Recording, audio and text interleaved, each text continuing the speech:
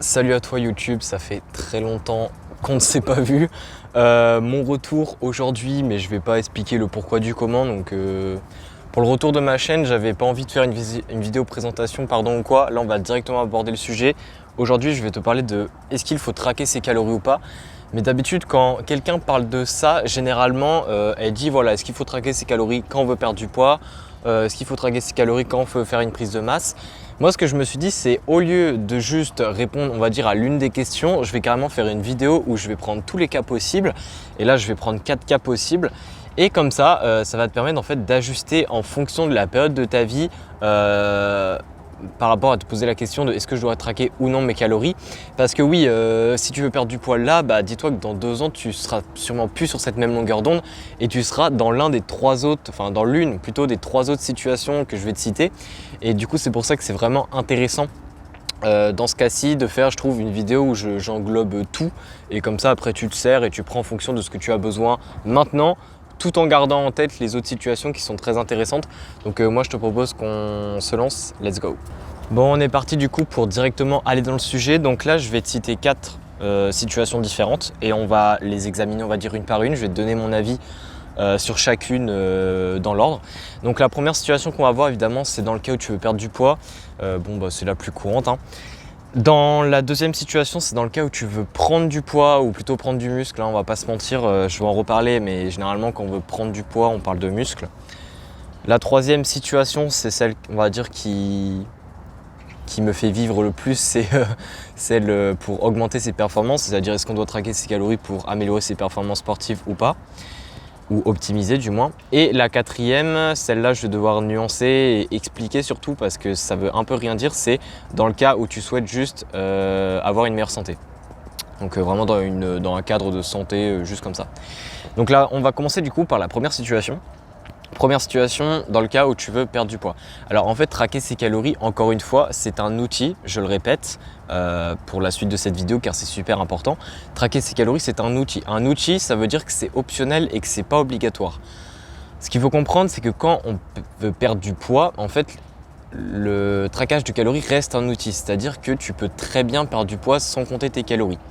Par contre, compter ses calories, l'avantage de cet outil, c'est que tu vas être beaucoup plus précis. C'est-à-dire que quand tu comptes tes calories, en fait, tu enregistres tes macros. Donc généralement, il y a les macros aussi qui sont traqués avec, c'est-à-dire protéines, lipides et glucides. Et du coup, tu vas avoir ton total calorique.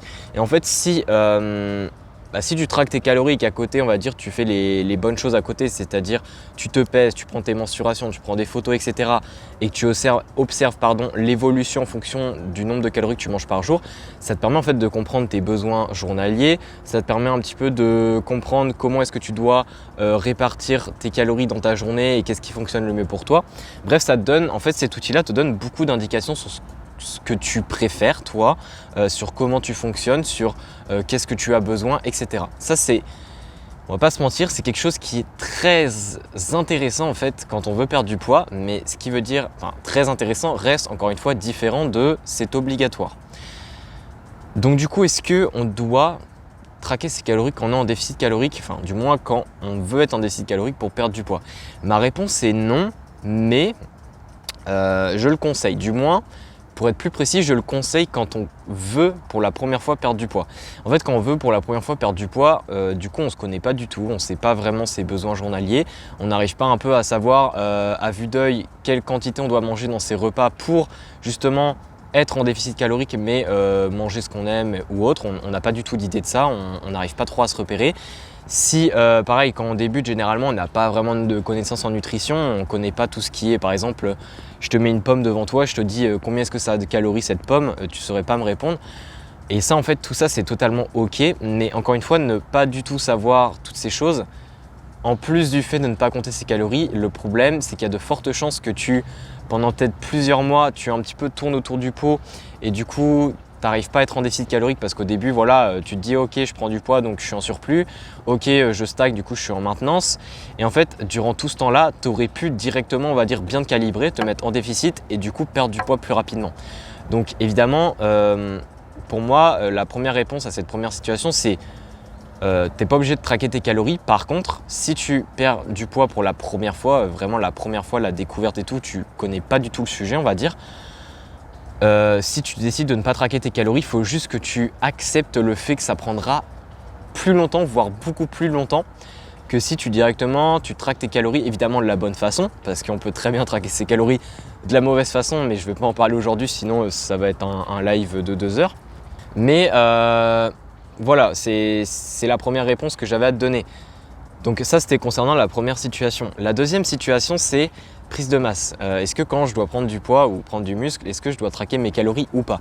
C'est une question que se posent généralement beaucoup moins les gens. La raison de cela, c'est très simple, c'est parce que vu que là, ici, on va chercher à manger plus que ses besoins, c'est quelque chose qui est beaucoup plus facile à faire parce qu'au final, on a juste à plus manger et il est généralement plus facile de plus manger que de moins manger pour les gens. Donc c'est quelque chose qui est beaucoup plus simple.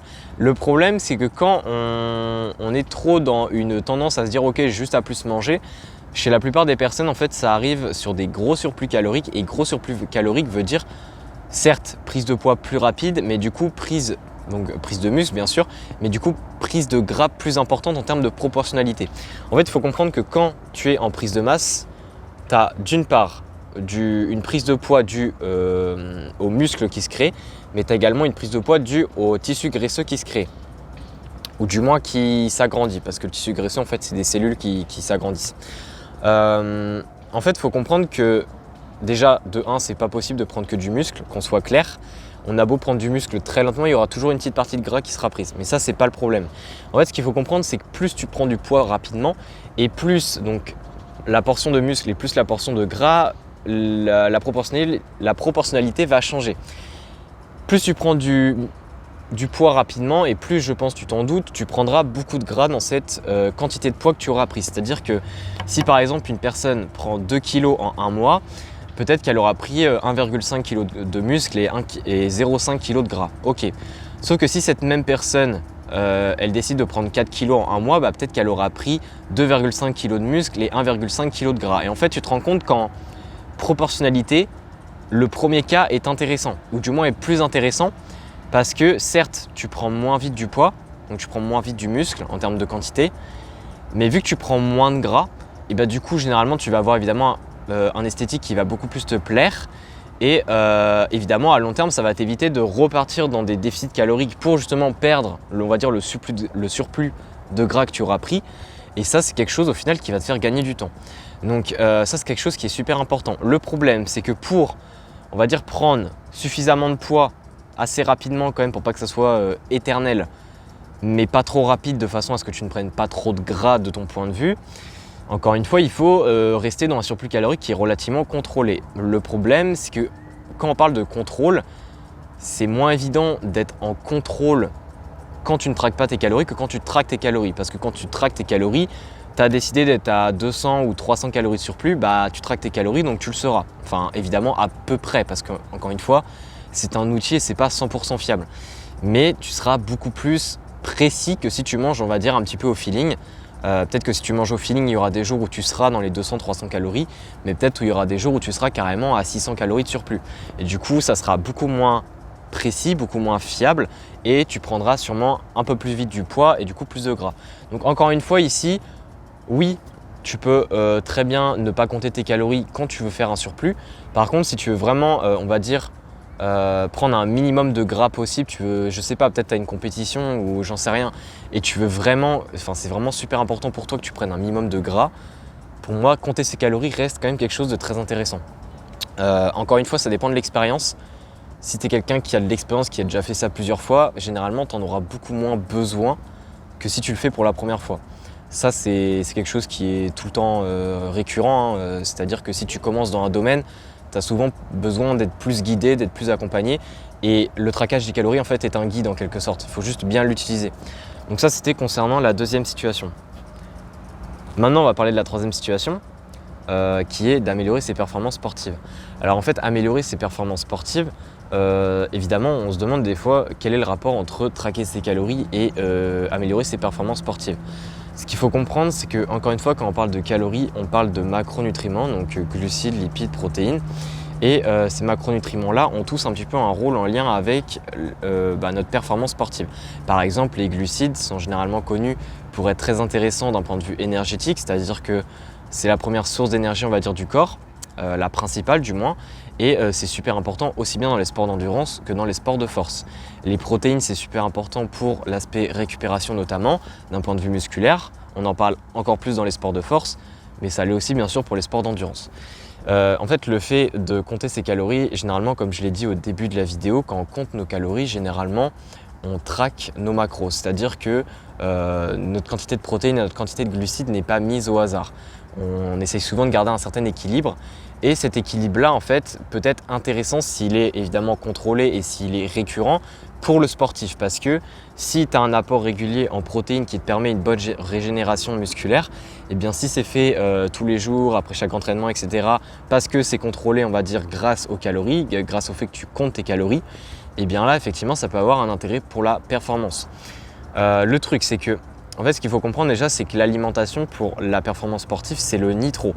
C'est ce que j'appelle le nitro personnellement parce que le moteur de ta voiture, ça reste l'entraînement. C'est-à-dire si l'entraînement est mal construit, s'il y a quelque chose qui ne va pas dans l'entraînement, crois-moi que si le moteur de ta voiture ne marche pas, tu auras beau avoir un très bon nitro, le nitro, il fait que aider le moteur en fait, il ne peut pas tout faire à sa place. Donc ça veut dire tout simplement que si ton alimentation est top, mais derrière ton entraînement n'est pas optimal, eh bien tes performances ne vont pas s'améliorer à long terme.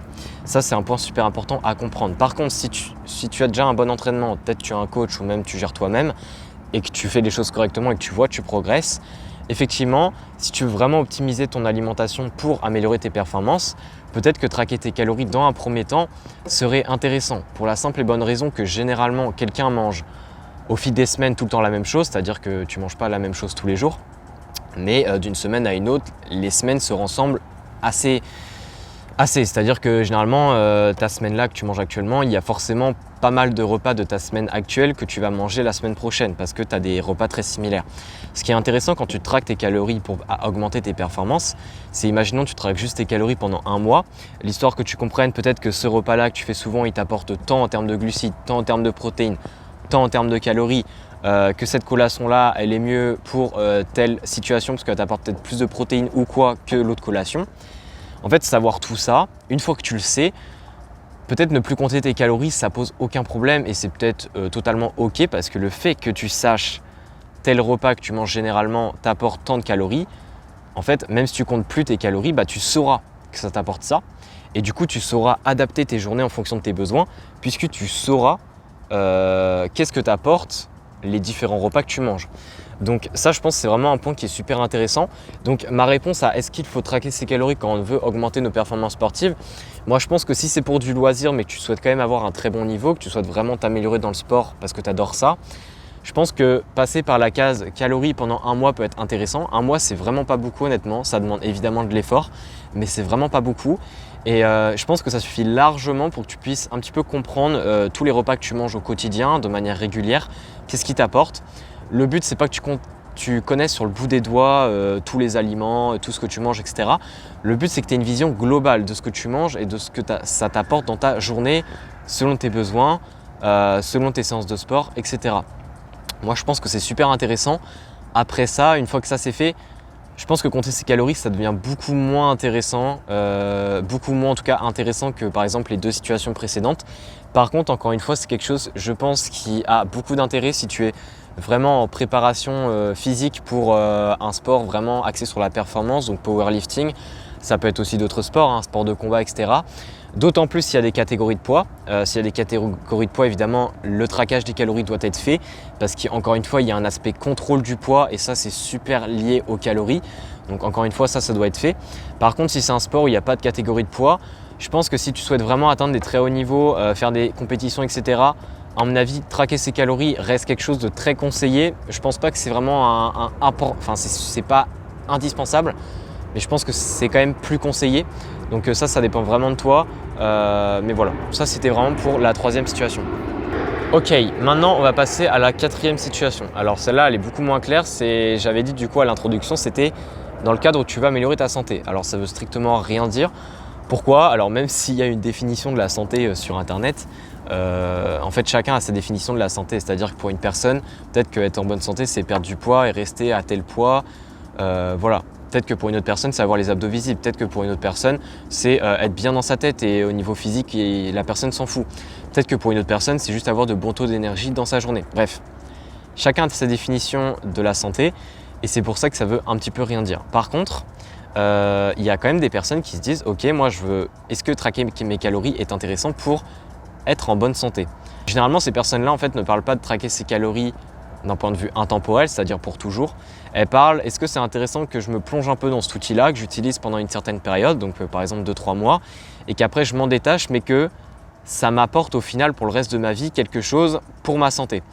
Généralement, en fait, les personnes qui disent ça, elles parlent de santé physique, c'est-à-dire, par exemple, là, dans les exemples que j'ai donnés, ça serait lié par exemple au fait d'avoir ses abdos, au fait de perdre du poids ou au fait même d'avoir de bons taux d'énergie. Ça, effectivement, c'est lié. Par contre, pour une personne qui a vraiment, pour elle, la santé, c'est vraiment purement psychologique, purement mental. Déjà, évidemment, dans ce cas-là, je pense que je n'ai pas besoin de répondre à la question. La réponse, est-ce qu'il faut traquer ses calories? La réponse, c'est non. Si tu veux être bien dans ta tête, j'en sais rien moi, profiter de la vie, ne pas trop te prendre la tête, etc. À compter ses calories, je pense, serait complètement contradictoire parce qu'on a beau dire que c'est un outil et qu'on peut l'utiliser sans vraiment de stress ou quoi, c'est quand même quelque chose qui nous ajoute une certaine pression dans notre vie, qui nous ajoute des contraintes. Et les contraintes viennent en fait contre cet objectif de liberté mentale, de je vis la vie comme je veux, etc. Donc ça, pour cet aspect-là, déjà la réponse est non. Par contre, pour l'aspect santé, encore une fois, santé physique, pour les personnes qui cherchent vraiment quelque chose lié au physique, donc même si c'est de l'énergie, vraiment avoir de l'énergie, etc. au quotidien, je pense que si la personne, on va dire, est prête et on va dire est enthousiaste à l'idée de tester cet outil, moi je dis clairement lance-toi, il ne faut pas te poser la question. Pour moi, compter ses calories pendant une certaine période, c'est toujours quelque chose qui sera intéressant et bénéfique pour ta vie si vraiment tu mets en avant le côté physique. En fait, ce qu'il faut comprendre, c'est que compter ses calories, c'est quelque chose qui va t'apprendre beaucoup sur ton alimentation et en fait, c'est totalement ok de compter ses calories pendant une certaine période et après de lâcher l'affaire. Pour moi, c'est même quelque chose qui est normal au final. Mais vouloir compter ses calories pendant 2-3 mois, pour moi, c'est quelque chose qui est déjà très intéressant et ça va te permettre, par exemple, dans le cadre de l'énergie, de comprendre un petit peu les aliments qui t'apportent suffisamment d'énergie, peut-être suffisamment de glucides et qui t'aident à avoir de bons taux d'énergie en fonction de tes ressentis. Peut-être comprendre, à savoir un peu les portions que tu dois mettre dans tes assiettes pour justement atteindre tes apports de la journée en termes de calories et donc avoir de bons taux d'énergie. Si c'est les abdos, tu vas savoir, on va dire à peu près, déjà peut-être perdre du poids dans un premier temps, si évidemment c'est ton objectif. Donc là, déficit calorique, etc., les calories vont t'aider. Mais une fois que tu auras tes abdos, l'objectif sera atteint ou quoi, évidemment là on va rester en maintenance calorique pour garder le même poids et donc on va dire minimiser au max le fait que tes abdos, tu ne vas plus les voir au fil du temps, etc.